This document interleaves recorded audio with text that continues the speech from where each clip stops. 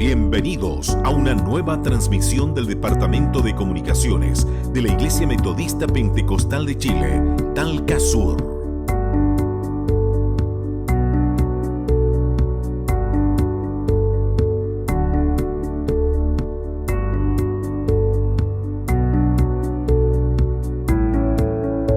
Somos la Iglesia Metodista Pentecostal de Chile, Talca Sur, dirigida por nuestro pastor Jaime Acevedo Cancino y nuestra pastora Ruth Arcos Torres.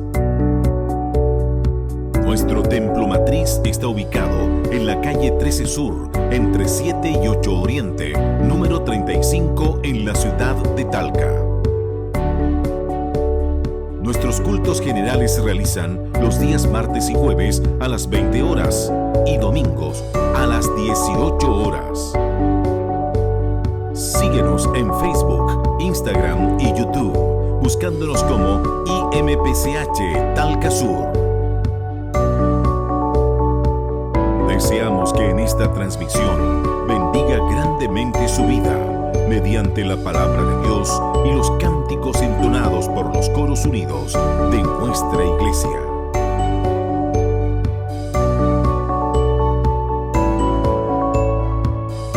Departamento de Comunicaciones Talca Sur, compartiendo bendiciones.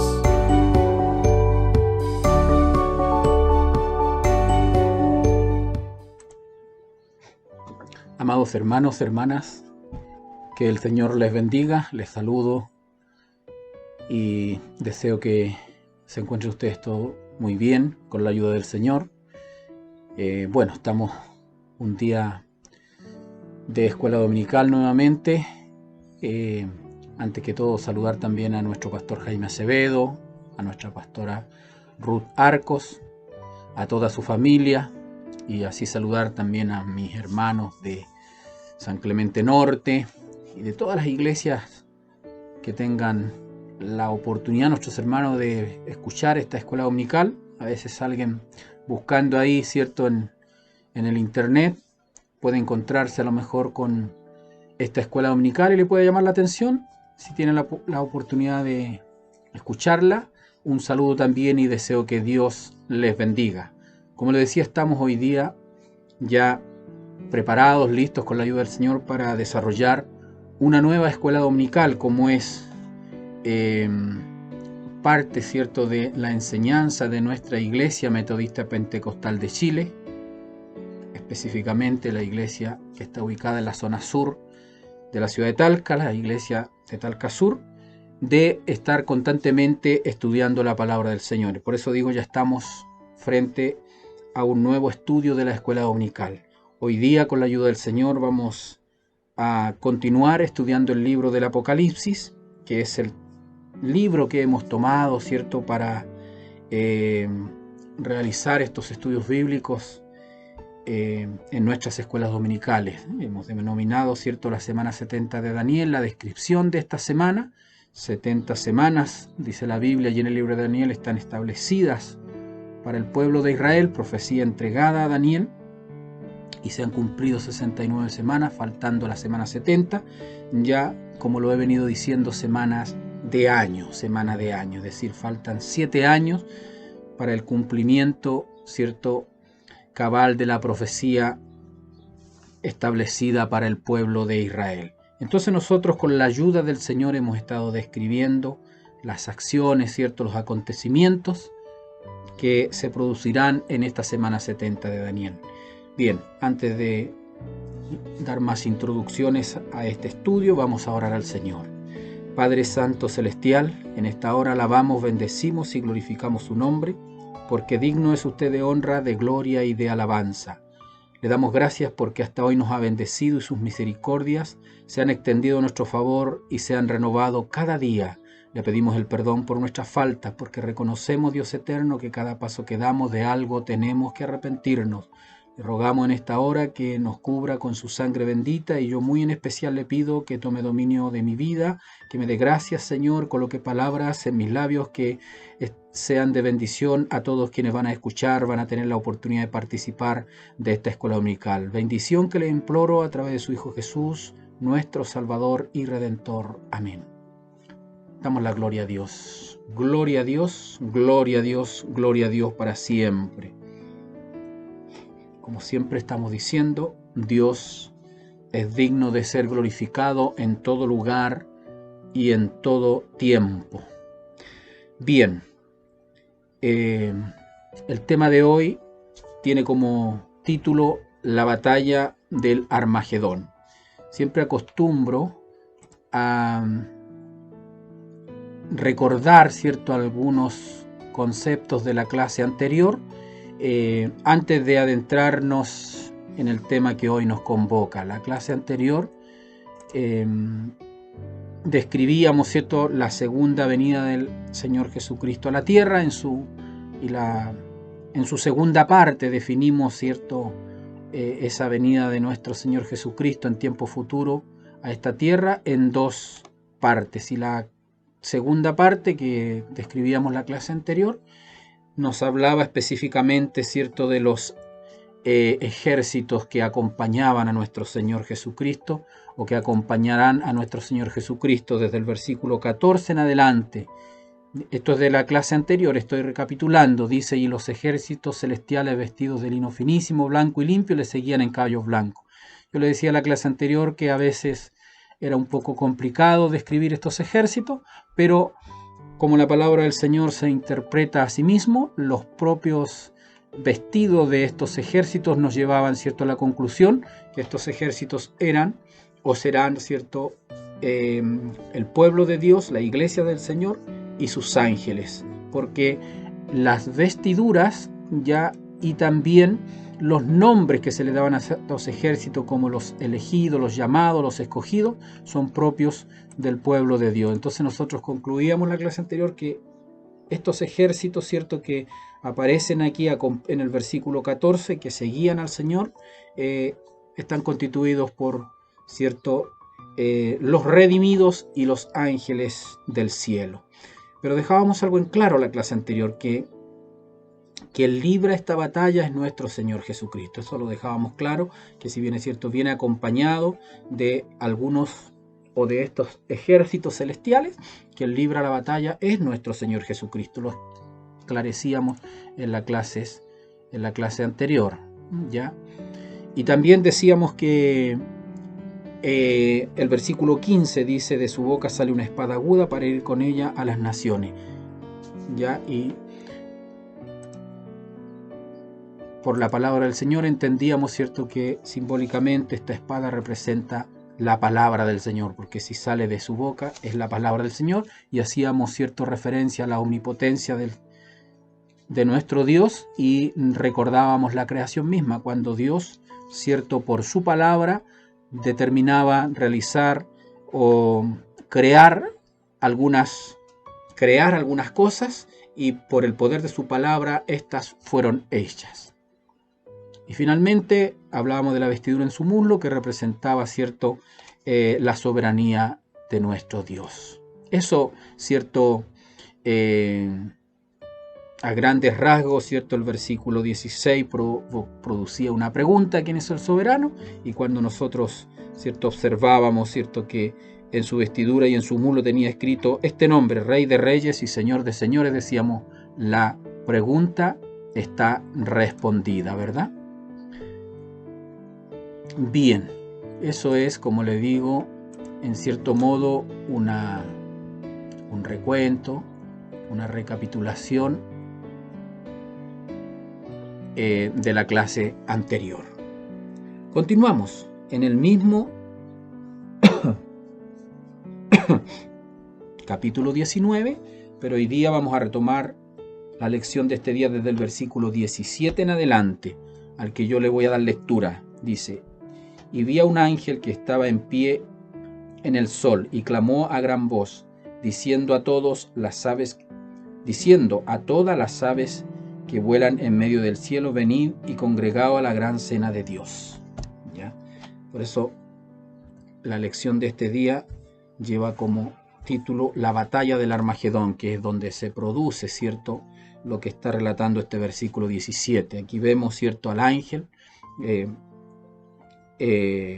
Dice Juan, ¿cierto?, respecto a este ángel, que estaba situado en el cenit del cielo, es decir, el cenit significa una posición del sol en realidad, desde donde, cierto, todas las aves podían oír su mensaje, ¿ya? Y vi a un ángel que estaba en pie en el sol y clamó a gran voz. Por eso digo que todas las aves, cierto, podían oír el mensaje, cierto, clamó a gran voz, con voz fuerte se refiere. Esto tiene que ver con que la intención del ángel, cierto, era que nadie de aquellos a quien iba dirigido el mensaje quedase sin oírlo. Por eso siempre la Biblia nos muestra, cierto, cuando hay acciones de los ángeles, que estos claman a gran voz, para que todos quienes tienen, cierto, que oír estas instrucciones, este llamado, cierto, lo puedan, que nadie quede sin oírlo, ¿ya? Bueno, aquí lo que vemos, cierto, nuevamente es el eco profético, cierto, que se vuelve a manifestar, ¿ya? Si tomamos la profecía de Ezequiel, aquí Ezequiel nos va a entregar hoy día una información muy valiosa, ¿cierto? Que aquí cuando el ángel hace este llamado, podemos decir que se vuelve a manifestar el eco profético, ¿cierto? De Ezequiel. En Ezequiel, capítulo 39, versículo 17, voy a dar lectura. Dice: y tú, hijo de hombre, así ha dicho Jehová el Señor, di a las aves de toda especie y a toda fiera del campo, juntaos y venid, reunidos de todas partes a mi víctima, que sacrifico para vosotros un sacrificio grande sobre los montes de Israel, y comeréis carne y beberéis sangre. Eso yo le decía, aquí se hace eco, ¿cierto?, la profecía de Ezequiel en este llamado del ángel a las aves, y Ezequiel complementa, ¿cierto?, a las fieras del campo. Vamos a ir entendiendo, ¿cierto?, por qué este llamado. Como le digo, en Apocalipsis se hace un llamado, ¿cierto?, una convocatoria a todas las aves que vuelan en el cielo, ¿ya? Yo voy entendiendo, ¿cierto?, que se refiere a las aves de rapiña, como los buitres, los cuervos, los aguiluchos, ya que son aves de rapiña, ya que vuelan continuamente en el cielo, ¿cierto?, buscando la carroña, ¿cierto?, para alimentarse. Vamos a ir entendiendo por qué es el llamado a estas aves y también a las fieras. Dice: y vi a un ángel que estaba en pie en el sol y clamó a gran voz diciendo a todas las aves que vuelan en medio del cielo: venid y congregaos a la gran cena de Dios. Esto no tiene que ver con la cena de las bodas del Cordero, no, esta se ha determinado, o Dios la ha determinado como la gran cena de Dios, pero se refiere, ¿cierto?, a el momento en que Él va a pisar el lagar de la ira de Dios, ¿cierto?, y va a derrotar a todos sus enemigos en la batalla del Armagedón. Versículo 18 del capítulo 19 dice: para que comáis carne de reyes y de capitanes, y carne de fuertes, carne de caballo y de sus jinetes, y carne de todos, libres y esclavos, pequeños y grandes. Aquí, ¿cierto?, por darle un nombre, se describe el alimento de esta cena, ya, para que comáis carne de reyes. La invitación, el llamado es a las aves del cielo. Principalmente entendemos que a estas aves carroñeras, ¿cierto?, y a las fieras del campo, de acuerdo a la profecía de Ezequiel, para que comáis carne de reyes, de capitanes y carne de fuertes, ¿ya? Y más abajo dice: carne de todos, libres y esclavos y pequeños. Obviamente que vamos entendiendo por la palabra del Señor que este es un hecho literal que va a ocurrir. Hemos venido describiendo, ¿cierto?, que va a ocurrir una batalla entre los ejércitos de las naciones y entre nuestro Señor Jesucristo, el jinete del caballo blanco. Y hoy día hemos llegado como a la conclusión de lo que ya hemos venido describiendo, que va a ocurrir precisamente en la batalla del Armagedón, ¿ya? Y estas aves son congregadas desde los cielos, ¿cierto?, por el ángel. Ahora usted dirá: pero ¿cómo el ángel habla a las aves? Usted sabe, ¿cierto?, que Dios es espíritu, ¿ya?, y Él tiene toda autoridad y facultad para entregar a los ángeles también para que convoquen a las aves. No se olvide que a la palabra de Dios, también a la de los ángeles, ¿cierto?, obedece la naturaleza, obedecen las aves del campo, los animales, las fieras. Eso en la Biblia ya está establecido. Cuando nuestro Señor Jesucristo ordenaba detenerse a los vientos, ordenaba, ¿cierto?, calmarse a la mar, hacía, ¿cierto?, por su poder hablar, ¿cierto?, a los animales, como en el caso de Balaán, ¿cierto? Y así, otros acontecimientos que hay en la Biblia. Entonces esto no es algo nuevo de que el ángel hable a las aves. Dios tiene el poder para hacerlo a través de sus ángeles, que son también comisionados para distintas acciones, ¿ya?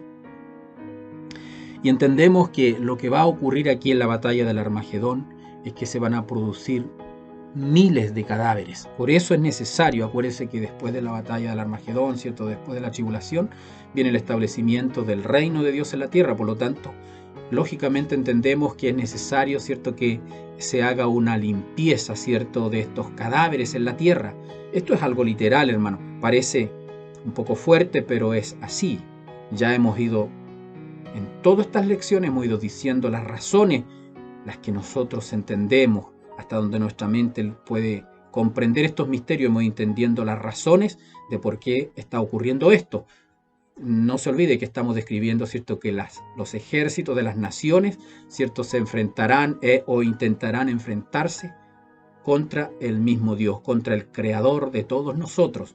Entonces, cuando vemos esta mortandad, ¿cierto?, nos parece algo terrible, pero tiene una razón de ser, ¿ya? Y que lo hemos ido viendo en el tiempo, ¿ya? Entonces, la razón de esta convocatoria, sin duda, a estas aves, es porque luego de este gran y terrible acontecimiento en la tierra, ¿cierto?, la tierra tiene que ser limpiada, ¿cierto?, de estos miles de cadáveres que se producirán, obviamente por consecuencia de esta guerra del Armagedón.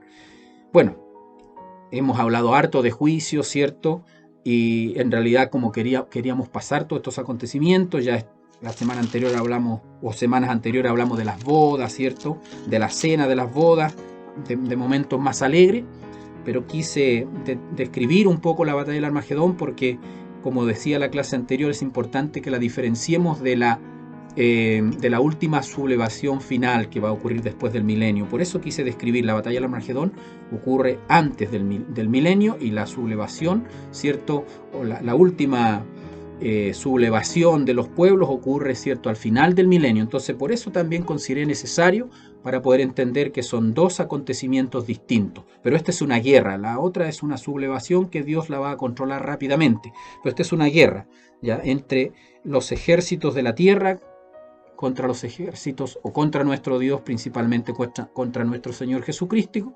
y sus ejércitos que vienen,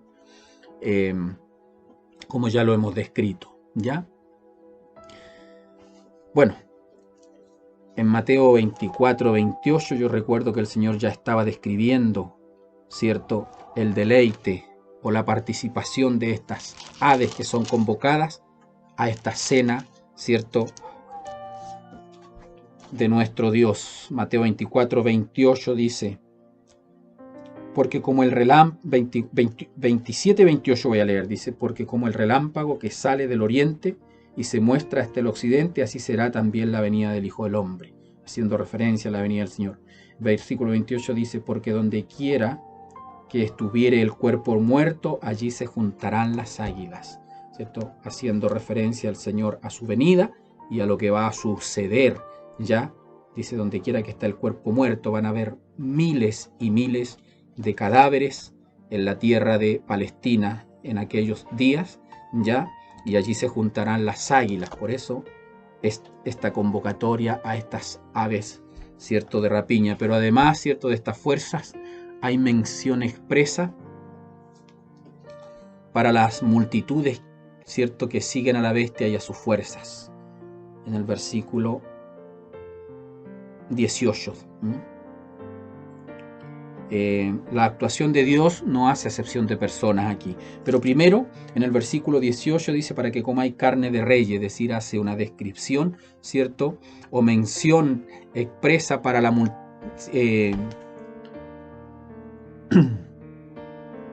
para cierto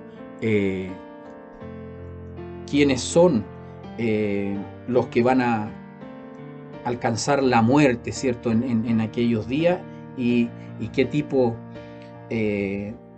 cierto de alimento es el que van a comer estas aves. Dice, para que comáis carne de reyes, ¿ya? Bueno, entendemos, ¿cierto?, que los reyes serán los principales gobernantes, ¿cierto?, de las naciones en aquellos días, y de los capitanes. Entendemos también que ellos son los que van al frente de los ejércitos. Y carne de fuertes, entendemos aquí la carne de fuerte como los soldados, ¿cierto?, que son parte de estos ejércitos. Y carne de caballos y de sus jinetes.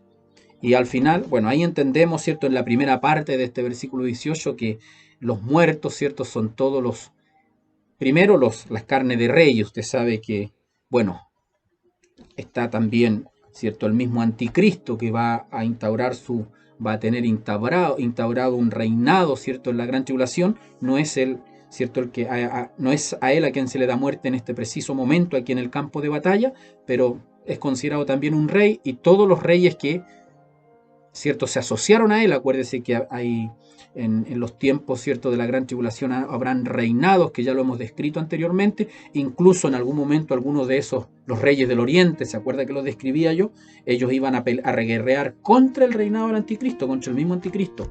Y el anticristo, ¿cierto?, los convence, ¿cierto?, los emisarios del anticristo los convencen ya para que se unan y guerreen contra nuestro Señor Jesucristo. Entonces a esos reyes se refiere la palabra del Señor, dice, para que comáis carne de reyes, ¿ya?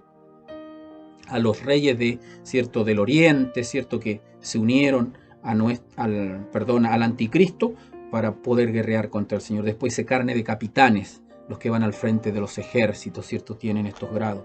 Y carne de fuertes, se entiende claramente, los soldados. Y luego dice, y carne de todos, ¿ya? Es decir, hay mención expresa para las multitudes que siguen a la bestia y a sus fuerzas, como le decía, ¿ya? Es decir, la actuación de Dios aquí no hace excepción de personas, incluye a los reyes, a los capitanes, a los soldados o a los fuertes, y también, ¿cierto?, y también dice a los libres y esclavos pequeños y grandes, es decir, a todos los restantes que hayan aceptado la marca de la bestia, aunque no sean parte de estos ejércitos, ¿cierto? Porque acuérdense que esto es un acontecimiento mundial. También, ¿cierto?, la actuación de nuestro Dios va a alcanzar a estas personas. Por eso dice, y carne de todos, libres y esclavos, pequeños y grandes, distintas clases sociales de la época, todos están incluidos. Esto es expresamente, específicamente para aquellos que hayan aceptado la marca de la bestia, ¿ya? Por eso ellos como que están fuera de los ejércitos, ¿cierto? Pero la palabra del Señor también los incluye, carne de todos, libres y esclavos, pequeños y grandes. Es decir, las categorías civiles figuran aquí como los siervos, como los esclavos, los libres, y dentro de esto, ¿cierto?, los distintos estratos sociales ya aparecen definidos como los grandes y los pequeños.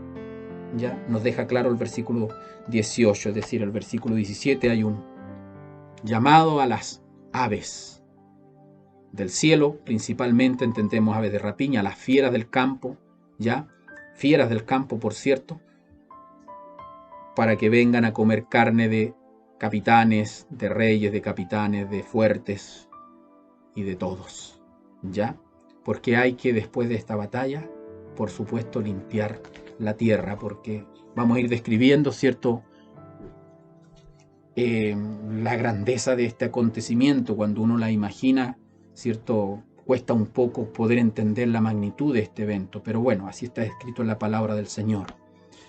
Avanzando, el versículo 19 dice, y vi a la bestia, a los reyes de la tierra y a sus ejércitos reunidos para guerrear contra el que montaba el caballo y contra su ejército. Ya hemos dicho, ¿cierto?, que la guerra la libra nuestro Señor Jesucristo. El apóstol aquí aprecia, ¿cierto?, sobre la tierra la formación de los ejércitos del anticristo. Ya lo hemos venido definiendo, aquí lo estamos como concluyendo. Y al frente de ello está la bestia. Aquí es importante recordar, siempre yo voy haciendo mención a los estudios anteriores, ¿cierto? Ya definimos quién era la bestia.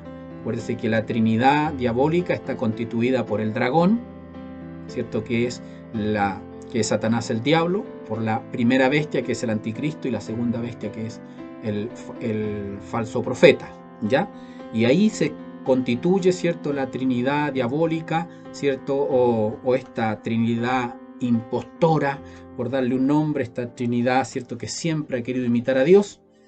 Ya tenemos, ¿cierto?, a Satanás queriendo imitar a Dios, a el anticristo, como su palabra lo dice, queriendo imitar a nuestro Señor Jesucristo, y el falso profeta haciendo, ¿se acuerda usted que el falso profeta en estos días de la gran tribulación hará milagros para que de esa manera convencer a las gentes para que adoren al anticristo que toma el lugar, o quiere, ¿cierto?, tomar el lugar de nuestro Señor Jesucristo? Entonces el falso profeta, ¿cierto?, en este caso va haciendo la imitación del Espíritu Santo de Dios, y ahí se constituye esta Trinidad, ¿cierto?, diabólica. Entonces, y al frente de ellos, de estos, ¿cierto?, ejército, ¿cierto?, está el anticristo, está la primera bestia, ¿ya?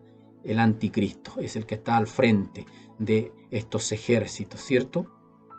Y a su lado los fieles seguidores, los reyes de la tierra, que claramente están todos convertidos en enemigos de Dios. Es lo que nos describe el versículo 19. Y el propósito, sin duda, ¿cierto?, es impedir la instauración del reino de nuestro Dios aquí en la tierra, ¿cierto?, en la persona de nuestro Señor Jesucristo. Mire, aquí es importante describir algo, recordar algo, que desde el principio de la historia humana, el tentador, ¿cierto?, tuvo el cetro de autoridad de los reinos del mundo. Esto a causa, ¿cierto?, de que, bueno, por la derrota que éste le infringió, ¿cierto?, o infringió contra el hombre, ¿cierto?, por la desobediencia del hombre, ¿ya? Quien había sido puesto por Dios como gobernador del mundo, ¿cierto? Entonces, desde el principio, usted se recuerda, desde el huerto del Edén, el anticristo, la bestia, ¿cierto?, o Satanás el diablo, ha ostentado, ¿cierto?, el gobierno, ¿cierto?, de los reinos de este mundo. Eso lo dice la propia palabra del Señor. Y de ahí, ¿cierto?, viene esta vanagloria de Satanás el diablo, ¿cierto?, que a raíz de la derrota que éste infringió allí en el huerto del Edén al hombre, que, como le digo, era quien había sido instaurado por Dios como gobernador del mundo, como gobernador de la tierra, ya es que el enemigo de nuestras almas, ¿cierto?, ahora se toma todas estas atribuciones de, ¿cierto?, defender su reinado, ¿cierto?, a través de los siglos, y no querer permitir que venga ahora nuestro Señor Jesucristo a instaurar su reino, porque, como le decía, desde muchos siglos, cientos de años, ¿cierto?, Satanás el diablo ha tenido instaurado su reino, de acuerdo a la propia palabra de Dios. Mire, Lucas 4, su gobierno en el mundo. Lucas 4 así lo aclara. Esto no es algo que no esté en la palabra del Señor. Lucas 4, del versículo 5 en adelante, dice: y le llevó el diablo a un alto monte y le mostró en un momento todos los reinos de la tierra, porque están aún bajo, ¿cierto?, su gobierno. Y le dijo el diablo: a ti te daré toda esta potestad y la gloria de ellos, porque a mí me ha sido entregada, y a quien quiero yo la doy. Si te postrares, me adorares, todos serán tuyos. Cuando el enemigo, ¿cierto?, llegó a nuestro Señor Jesucristo al desierto para tentarlo, le ofreció todos los reinos del mundo, pero tenía nuestro Señor Jesucristo que postrarse ante él. Y dice claramente, el versículo 6, y le dijo el diablo: a ti te daré toda esta potestad y la gloria de ellos, porque a mí me ha sido entregada. Cuando el enemigo, ¿cierto?, infringió la derrota del hombre en el huerto del Edén, ya A causa de esta derrota le fueron entregados estos reinos. Y ahora, esto está llegando a su fin, porque ahora se viene a instaurar el reino de nuestro Señor Jesucristo.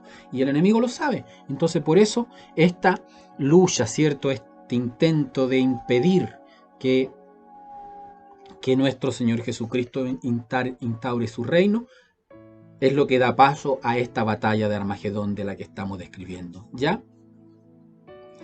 Y también, ¿cierto? Desde usted recordará que las huestes de maldad, ¿cierto? Fueron desterradas a la tierra, por eso el enemigo tiene, para que usted me entienda, su cuartel general, ¿cierto? En el aire de la tierra, ahí tiene el cuartel general el enemigo, ¿ya? Y a lo largo de los siglos, ¿cierto? Estas huestes han luchado contra Dios y especialmente, ¿cierto? Han hecho una oposición a la iglesia del Señor. Y ahora lo estamos entendiendo nosotros por la palabra de Dios. Aquí lo que estamos viendo es el reflejo de esta oposición que el enemigo, ¿cierto? A través de sus huestes de maldad, ¿cierto? Han hecho a través de la historia a nuestro Dios y especialmente a la iglesia del Señor.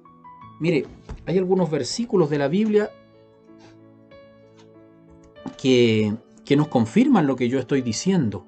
Voy a leer Efesios 6, ¿ya? Efesios 6, versículo 12 dice: porque no tenemos lucha contra sangre y carne, sino contra principados, contra potestades, contra los gobernantes de las tinieblas de este siglo, contra huestes espirituales de maldad en las regiones celestes. Cuando el enemigo, ¿cierto?, se rebeló contra Dios, fue desterrado a la tierra y sus cuarteles para operar los instauró en el aire de la tierra. Ya hay muchos pasajes de la Biblia que así lo confirman, pero aquí Efesios 6:12 lo dice: porque no tenemos lucha contra sangre y carne, sino contra principados, contra potestades, las huestes de maldad del enemigo, contra los gobernantes de las tinieblas de este siglo, ¿ya? Contra huestes espirituales de maldad en las regiones celestes. Ahí están los cuarteles de las huestes satánicas para hacer guerra, ¿cierto?, específicamente a la iglesia del Señor. Importante que nosotros conozcamos esto. Y lo que aquí estamos observando en la batalla de Armagedón, ¿cierto?, es el último intento de Satanás, el diablo, de la bestia, ¿cierto?, y el falso profeta, de mantener este reinado. Porque ellos saben lo que se viene, ellos saben que, ¿cierto?, viene nuestro Señor Jesucristo y su reinado terrenal termina porque se instaura el reinado de nuestro Señor Jesucristo. Entonces, eso es lo que básicamente se está apreciando aquí en esta batalla, el intento, ¿cierto?, de el anticristo de poder impedir lo que acabo de mencionar. Bueno, pero usted recordará, ¿cierto?, al Señor en la cruz del Calvario. Sin embargo, en la cruz el Señor derrota a Satanás. Y con esa derrota, ¿cierto?, recuperó el cetro de autoridad que el hombre había perdido por la caída en la tentación, triunfando sin lugar a dudas sobre Satanás y sus demonios, ¿ya? Ahora, ha esperado el Señor para establecer, ¿cierto?, este cetro en la tierra. Razones hay muchas, las hemos ido dando, pero ya ha llegado el momento ya en que se va a establecer, ¿cierto?, este reinado que, vuelvo a insistir, no lo olvide. Si bien es cierto, Satanás se había apoderado de, ¿cierto?, el gobierno de este mundo, pero el Señor Jesucristo recupera, ¿cierto?, por decir, para el hombre, ¿cierto?, este cetro en la cruz del Calvario. Recuérdese que en el reinado milenial, ¿cierto?, los santos, ¿cierto?, dirigidos por el Señor serán los que van a gobernar también. Entonces, en la cruz del Calvario, nuestro Señor Jesucristo ahora derrota a Satanás en una derrota inapelable, ¿ya? Mire lo que dice Colosenses 2, versículo 15. Y despojando a los principados y a las potestades, los exhibió públicamente, triunfando sobre ellos en la cruz del Calvario. En la cruz del Calvario, ¿ya? En ese momento nuestro Señor Jesucristo, ¿cierto? Con la muerte en la cruz del Calvario, dice que derrota públicamente a Satanás y sus huestes. Han seguido operando porque Dios lo ha permitido, pero aquí ya llega el momento que ya no van a operar más, ¿cierto? Ya está llegando al final el término del reinado de este dragón, ya por las razones que ya he ido describiendo, y como le digo, esta derrota ya él la palpa de hace mucho rato, ¿cierto? De la muerte de nuestro Señor Jesucristo en la cruz del Calvario. Entonces para nosotros, si bien es cierto, sabemos que tenemos un enemigo, pero, ¿cierto? Él, quiero aclarar esto, él tiene, ¿cierto? Bajo su gobierno, ¿cierto? A los hombres, a las naciones del mundo, pero excepto a los hijos de Dios. A los hijos de Dios no los gobierna Satanás del diablo, porque Dios no lo permite, porque Él es quien nos esconde en el puño de su mano, ¿ya? Porque si bien es cierto, lo que ha hecho ha sido una oposición férrea, como le decía, a la iglesia. Por eso Efesios dice que no tenemos lucha contra carne ni sangre, sino contra potestad y principado, pero eso no significa que Él gobierne a los hijos de Dios. Satanás, el diablo, a quien gobierna es, ¿cierto?, a quienes no han aceptado, a quienes nos han entregado a nuestro Señor Jesucristo, a quienes no han creído en el Señor Jesucristo, a quienes, ¿cierto?, han desobedecido y a quienes se gozan incluso en la maldad. A todos esos integrantes de las naciones es a quien hoy día gobierna Satanás. Y por eso decimos que el mundo está bajo su gobierno. Pero aquí hay una excepción. A los hijos de Dios no los gobierna Satanás. De manera alguna, eso tiene que quedar claro, porque cuando se dice que este mundo está bajo el gobierno de Satanás, alguien puede entender que, bueno, que nosotros también estamos bajo el gobierno de Satanás. Eso tajantemente lo puedo decir de acuerdo a la palabra del Señor. Incluso nosotros, ¿cierto?, estamos bajo el gobierno de nuestro Señor Jesucristo, a través de su Santo Espíritu. Él es quien nos gobierna a nosotros, no Satanás. Hay una diferencia ahí, de que nos hace oposición, de que nos hace lucha, obvio, y se atreve, ¿cierto?, a guerrear contra nuestro Dios, cuanto más contra su iglesia, contra nosotros. Eso lo tenemos que entender. Pero es importante que nosotros también entendamos, ¿cierto?, que el Señor Jesucristo, con su muerte en la cruz, derrotó a Satanás. Y si usted y yo somos de Cristo, también lo hemos derrotado. Algunos domingos atrás decía en la iglesia que si hay algo que Satanás, el diablo, le tiene temor, le tiene pánico, es a la sangre de Cristo. Entonces, cuando usted se ve enfrentado a situaciones como las que estoy describiendo aquí en la palabra del Señor, a estas potestades, a estos principados, clame a la sangre de Cristo. Cúbrase en la sangre de Cristo, en esta sangre virtuosa, sagrada, y Satanás va a huir como, ¿cierto?, va a huir despavorido con la cola entre las piernas, porque si hay algo que le teme es a la sangre de Cristo, que el Señor nos cubra con la virtud de su sangre. Entonces vamos entendiendo por qué esta batalla, ¿cierto?, por qué esta última guerra del Armagedón, ¿ya? Porque este reinado que ha ostentado, ¿cierto?, Satanás por cientos de años está llegando a su fin, ¿ya? Versículo 20 de Apocalipsis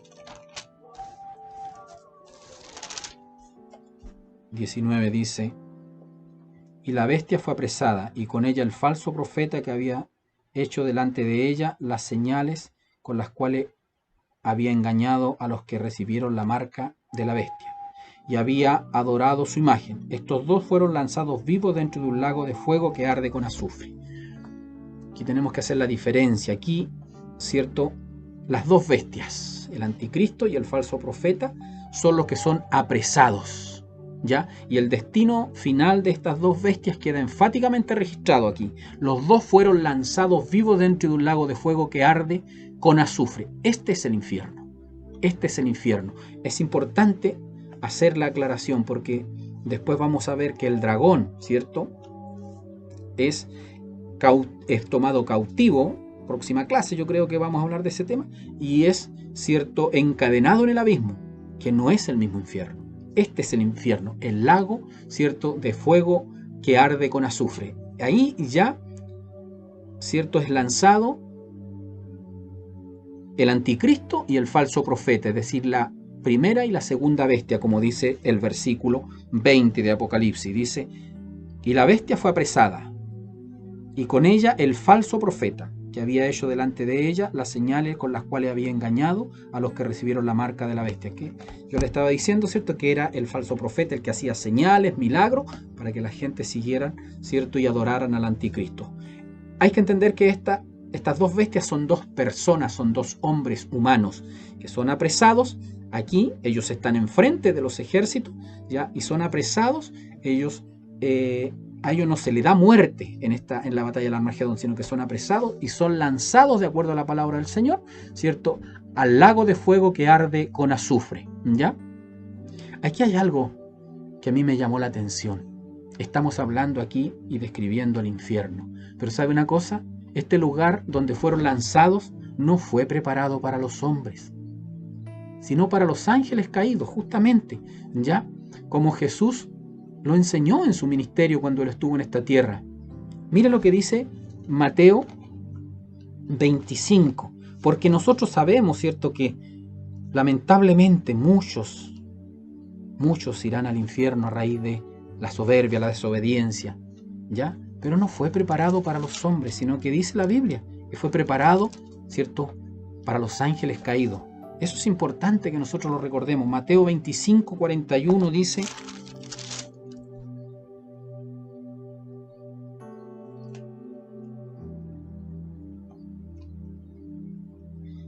entonces dirá a los de la izquierda, ¿ya?, apartaos de mí, malditos, al fuego eterno, preparado para el diablo y sus ángeles. El infierno no fue preparado para los hombres. Porque alguien puede pensar, bueno, si Dios hizo la creación a su imagen y semejanza, ¿cierto?, ¿por qué hizo el infierno? El infierno no fue preparado para los hombres. Pero lamentablemente muchos, ¿cierto?, a raíz de su desobediencia, harán de él su lugar eterno. Sin lugar a dudas que esto tiene una notable importancia para definir la condenación eterna, ¿cierto? En primer lugar, se aprecia una definitiva separación de nuestro Dios. Apartaos de mí. Ya ocurrió, ¿cierto?, a estos dos hombres, estas dos bestias, y también dice la Biblia a los de la izquierda, es decir, a aquellos, ¿cierto?, que en algún momento el Señor le dirá: apartaos de mí, hacedores de maldad. Apartaos de mí, ¿ya? Entonces podemos ir entendiendo aquí con la lectura de este versículo, ¿cierto?, que la muerte en la Biblia no es un estado de término como muchos lo presentan, ¿ya? Con la muerte todo se acaba. No es así. Es solo una separación, o es un estado de separación solamente la muerte, ¿ya? La muerte física, de acuerdo a lo que estamos observando aquí por la palabra de Dios, es el estado de separación entre lo material e inmaterial. Esa es la muerte física, ¿ya? Entre lo material y lo inmaterial del hombre. El alma, el espíritu es lo inmaterial y el cuerpo, ¿cierto?, es lo material. Entonces la muerte es una separación solamente entre lo material e inmaterial, ¿ya? Pero no es un término, un estado de término final, ¿ya? Y la muerte espiritual, a la que hace aquí mención la palabra del Señor, es el estado de separación entre el hombre y Dios a causa del pecado. Y eso es lo que ocurre, ya lo vemos reflejado aquí con estos dos personajes, el anticristo y el falso profeta, y todos los de la izquierda, o todos los que no hayan aceptado al Señor, todos los que hayan seguido al anticristo, todos los que hayan muerto sin Cristo, ya van a morir, ¿cierto?, o van a, si bien lo digo, van a tener una muerte, ¿cierto?, pero no un estado de término de su vida, sino una separación, ¿ya? Una separación. Y esta separación es la más terrible de todas. Es cierto, la separación de Dios a causa del pecado. Y esta es una separación eterna. Por eso es que a mí me estremece cuando hablamos de la eternidad, porque esta es una separación eterna, ¿cierto? El que va a este lago de fuego y azufre que fue preparado, ¿cierto?, para el diablo y sus huestes, ¿cierto? Y que lamentablemente también algunos van a alcanzar, ¿cierto?, ese lugar por su desobediencia. Es un estado eterno, pero no es un estado final, no es un término de la vida como lo quiero definir en esta hora. Eso es importante poder entenderlo, ¿cierto? Poder entenderlo. Que Dios nos ayude, que tenga de nosotros misericordia, ¿cierto? Y nos ayude el Señor. Ya dice, y la bestia fue apresada y con ella el falso profeta que había hecho delante de ella las señales con las cuales había engañado a los que recibieron la marca de la bestia.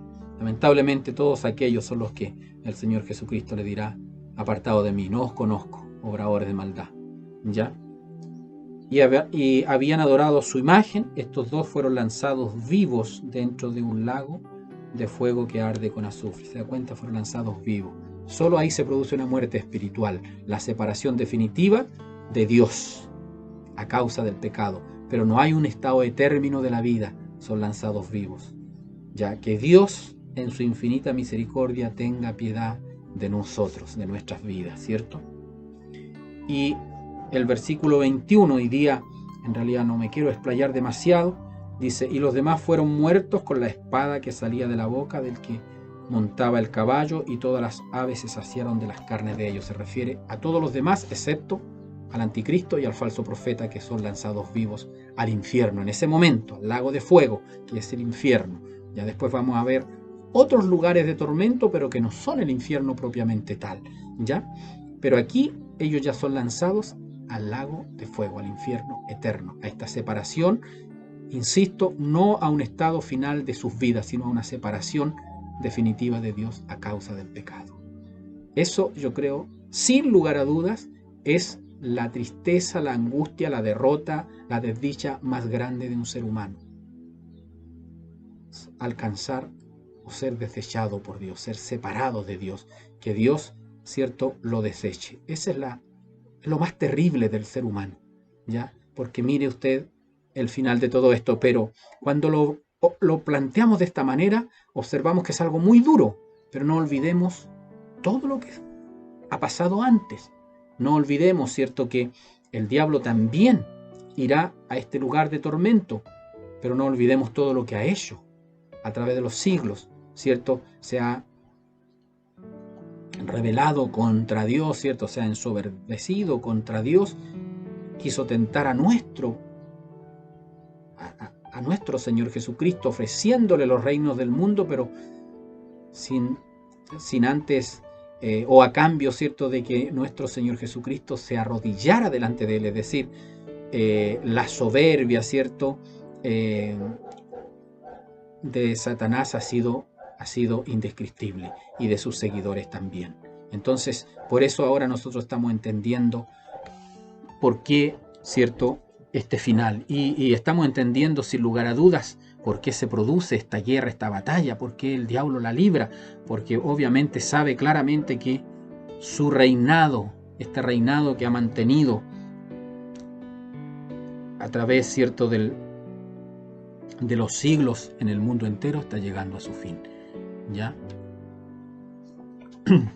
Entonces dice que los demás y los demás fueron muertos con la espada que salía de la boca del que montaba el caballo, ¿cierto? Todos los enemigos fueron muertos. Expresión sumamente interesante, porque aquí no escapa ninguno a la acción de Dios. Ninguno. Dice que todos los demás fueron muertos, ¿ya?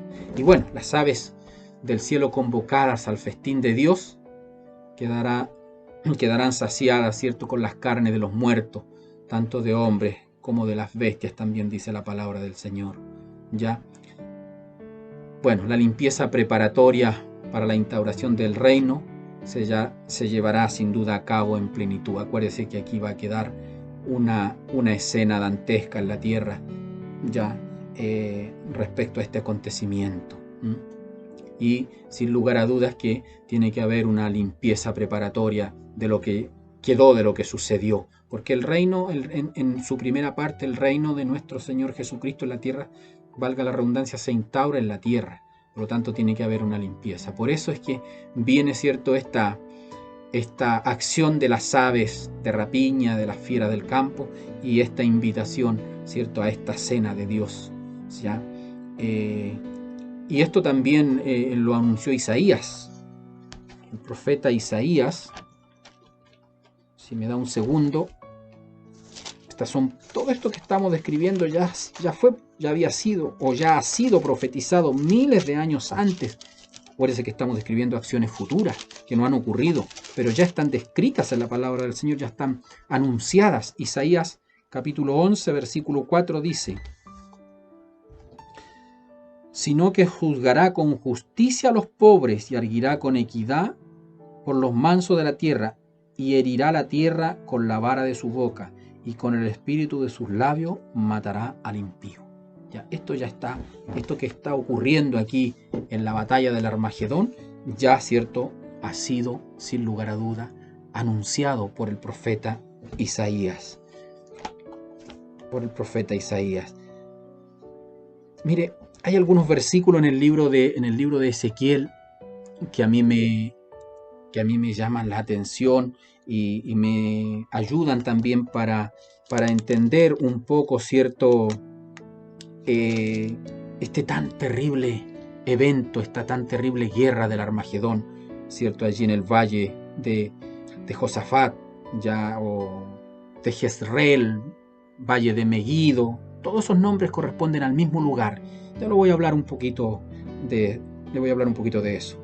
Mire, voy a leer Ezequiel 39, 17, dice: y tú, hijo de hombre, así ha dicho Jehová el Señor, di a las aves de toda especie y a toda fiera del campo, juntaos y venid, reunidos de todas partes a mi víctima que sacrifico para vosotros, un sacrificio grande sobre los montes de Israel, y comeréis carne y beberéis sangre.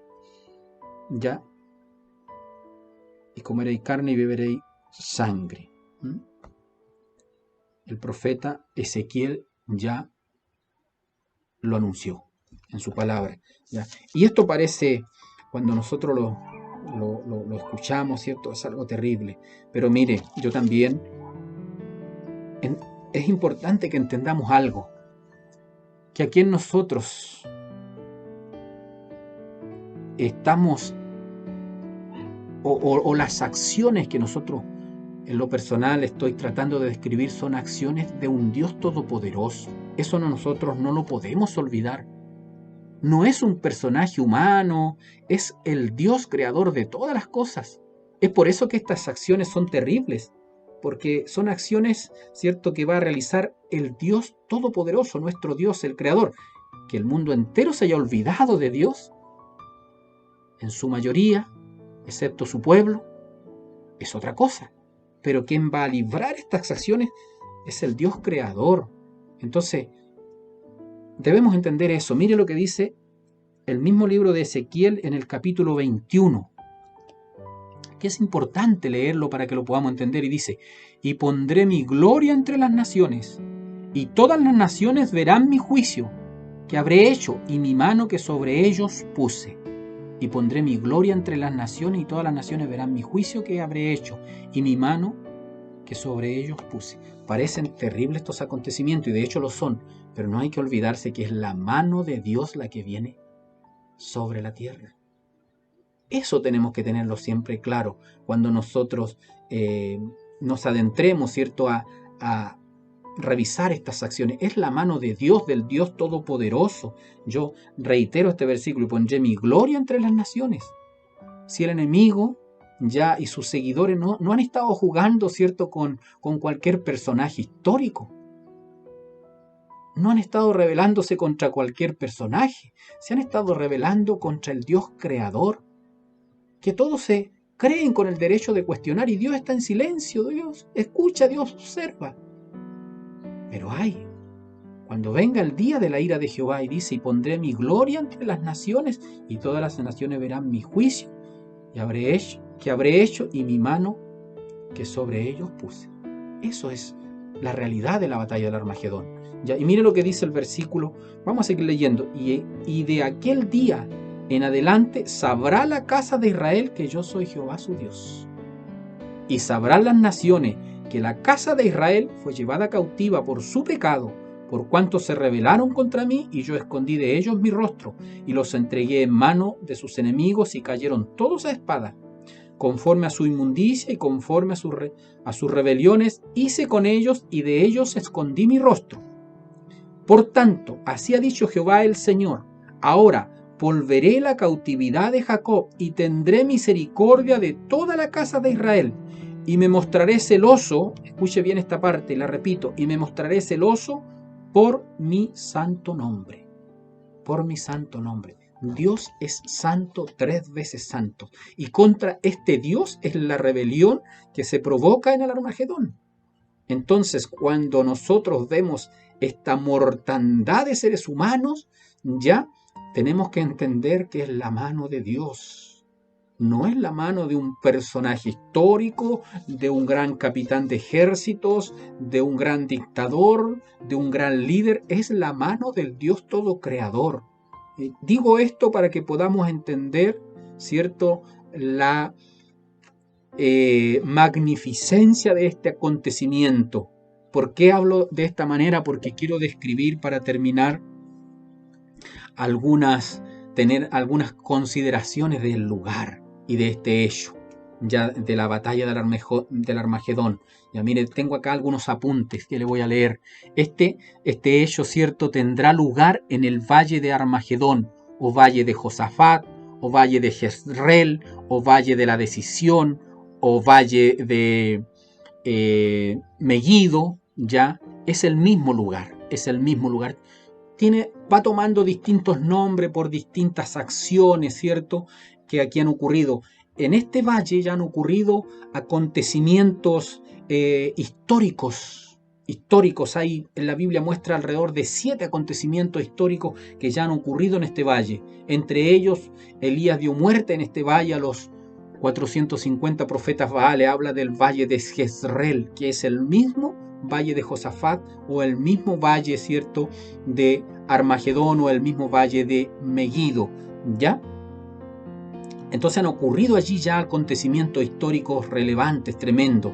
Este lugar se encuentra situado al oeste del Jordán, ya a unos 16 kilómetros al sur de Nazaret y a 24 kilómetros de la costa o del mar Mediterráneo, ¿ya? Y estoy diciendo que han ocurrido allí sucesos históricos. Uno que a mí me llena mucho y que me bendice cuando leo esa historia es la derrota que provocó cierto... Perdón, hermano.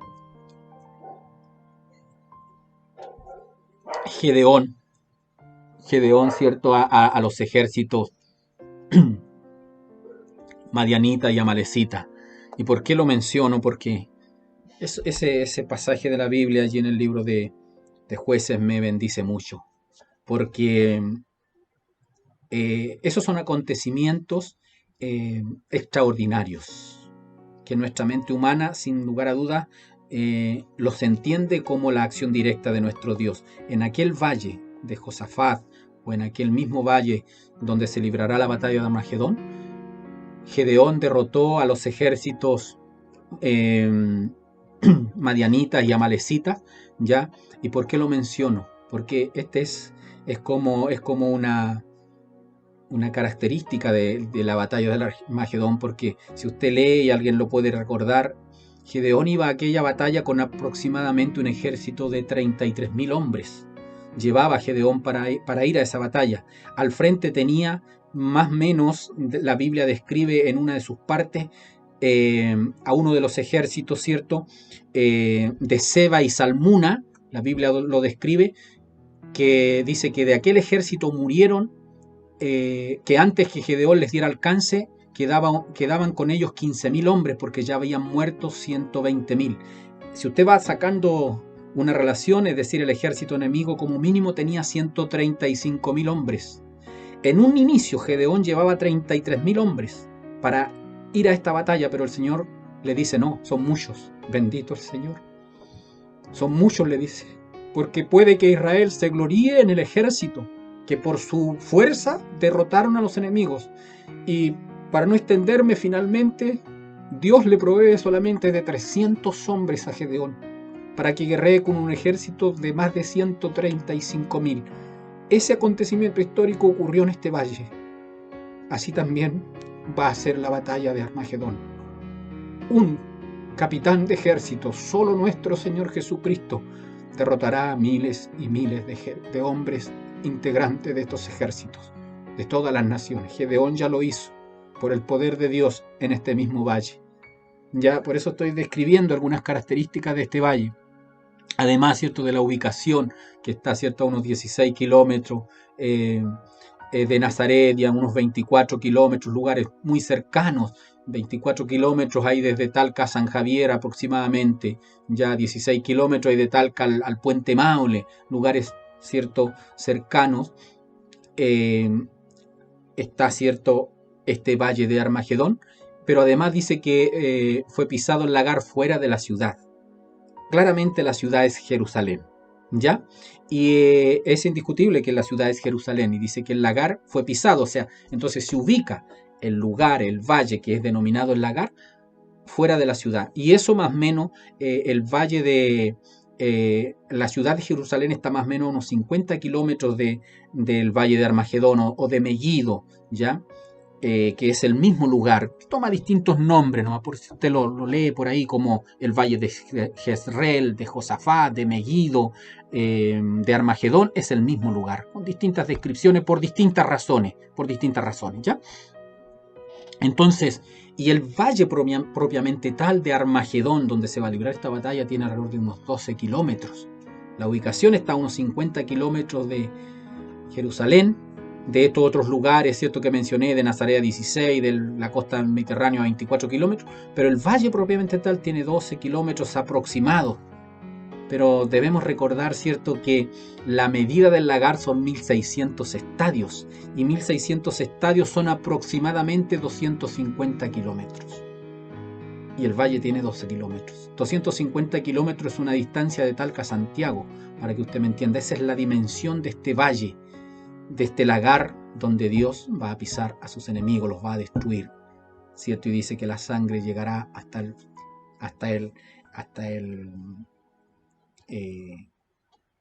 se me fue la palabra, hasta la boca de los caballos, pero ahí hay otro nombre, pero hasta la boca de los caballos llegará, ¿cierto?, la sangre en este lagar, la altura que llevará este lagar será eso. Entonces, usted puede entender que la extensión de este lagar va más allá del valle. ¿Qué nos hace entender esto, cierto?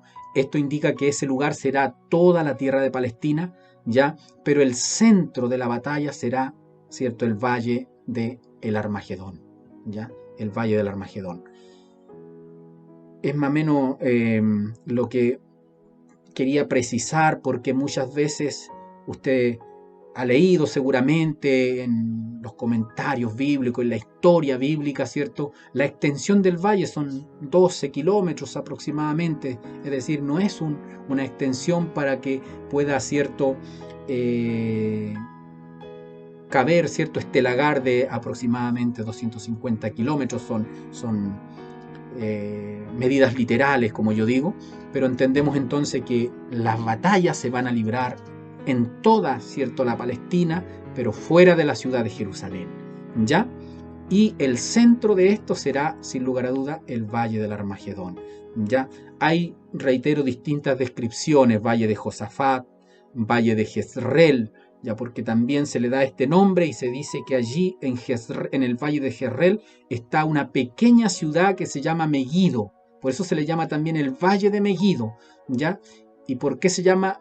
¿Qué significa Armagedón? Armagedón significa monte, y Megiddo, ¿cierto?, significa ciudad. Entonces el monte de Megiddo, ¿ya?, o el lugar alto de Megiddo, el Armagedón, ¿ya? Son descripciones que se le han ido dando al valle, ¿cierto?, del Armagedón. Pero se entiende que digo esto para que entendamos que cuando encontremos en la palabra del Señor distintos nombres a este valle, entendamos que se refiere al mismo lugar.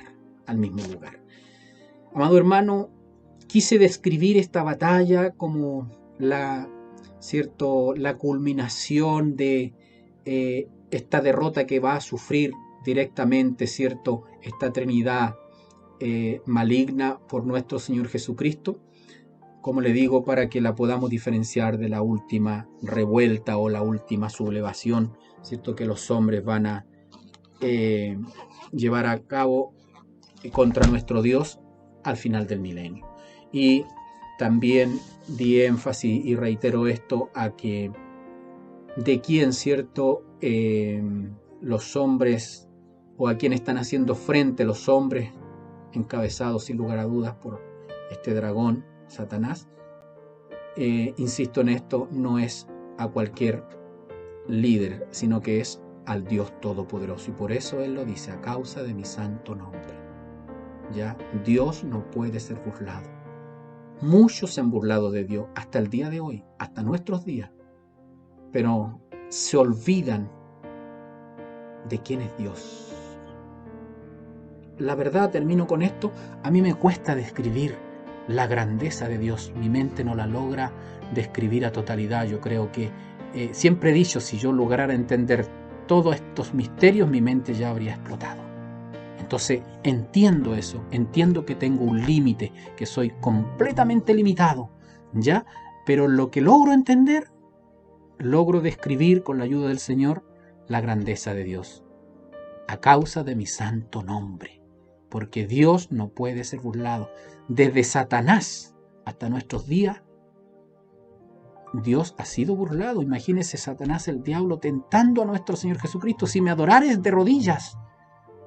Entonces, hoy día estamos entendiendo por qué se libra esta batalla. No es que Dios se goce o quiera librar esta batalla. Y dice la Biblia, y lo conversamos hoy día, amado hermano, el infierno no fue preparado para los hombres, fue preparado para Satanás por su sublevación, por su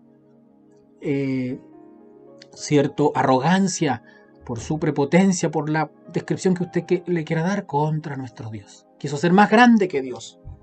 Y de ahí viene esta razón de por qué existe el infierno. Fue preparado para él y para sus ángeles caídos, pero no para los hombres. Pero lamentablemente los hombres, a causa de su desobediencia, también llegarán a este lugar. Qué terrible. Bueno, hemos descrito esta batalla, pero ¿qué resaltar para terminar la idea? La grandeza de Dios. Por esa razón se libra esta batalla, porque Dios no puede ser burlado. ¿Cierto? No puede ser burlado. Yo lo describo como lo entiendo. Él viene a colocar las cosas en orden. Eso lo tenemos que entender. Él viene a colocar las cosas en orden, a establecer un reino, ¿cierto?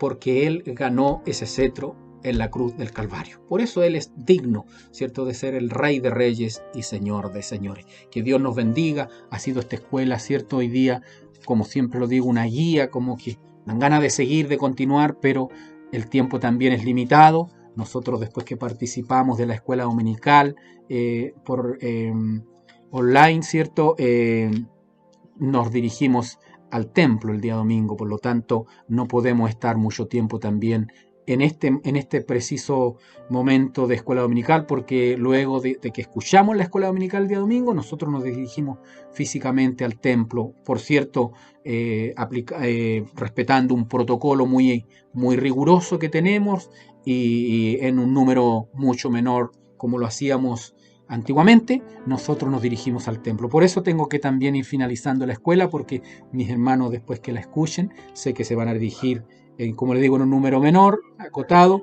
al templo para alabar y bendecir a nuestro Dios. Así que Dios nos bendiga. Oramos para agradecer al Señor por esta escuela. Bendito y poderoso Dios, muchas gracias por el consejo de su palabra. Señor, hemos descrito con su ayuda la batalla del Armagedón, un acontecimiento literal que se librará en la tierra, allí en la tierra de Palestina principalmente, Señor, afuera de la ciudad de Jerusalén. Y entendemos también el porqué. Parece, y sin lugar a duda, va a ser un acontecimiento indescriptible, pero lo entendemos también, que usted viene a colocar las cosas en orden y que usted es santo y 3 veces santo y no puede ser burlado. Y es también, mi Dios, en cierta medida, el pago por la desobediencia, por la sublevación del hombre a través de los siglos. Bendito Dios, lo que allí va a ocurrir. Le doy gracias porque nos ha, Señor, mostrado a través de su palabra y descrito a través de su palabra, Señor, nos ha permitido que podamos entender el porqué de esta batalla de Armagedón. Señor, gracias le damos, le pedimos que usted nos siga bendiciendo, ayudando, dirigiendo nuestras vidas, Señor, para poder escapar a todos estos hechos, a todos estos acontecimientos y estar preparados para su venida, para el rapto, para el arrebatamiento de la iglesia, que es el lugar que nosotros esperamos. Nosotros estamos solo describiendo esta semana 70, pero tenemos en nuestros corazones la certeza que allí no estaremos, sino que nos iremos en el arrebatamiento de la iglesia. Gracias, Señor, confirme esta su palabra en nuestras vidas. Se lo imploro a través de Jesús, su Hijo, nuestro Salvador. Amén. Que el Señor les bendiga, amado hermano. Por mi parte, agradezco a mi Dios, para Él toda honra y toda gloria, y si Él lo permite, estaremos en una nueva escuela dominical, continuando, ¿cierto?, con estos estudios, aprendiendo de la palabra del Señor. Que Dios les bendiga. Esperamos que esta transmisión haya sido de gran bendición para sus vidas. Para nuestro Dios sea toda honra y toda gloria.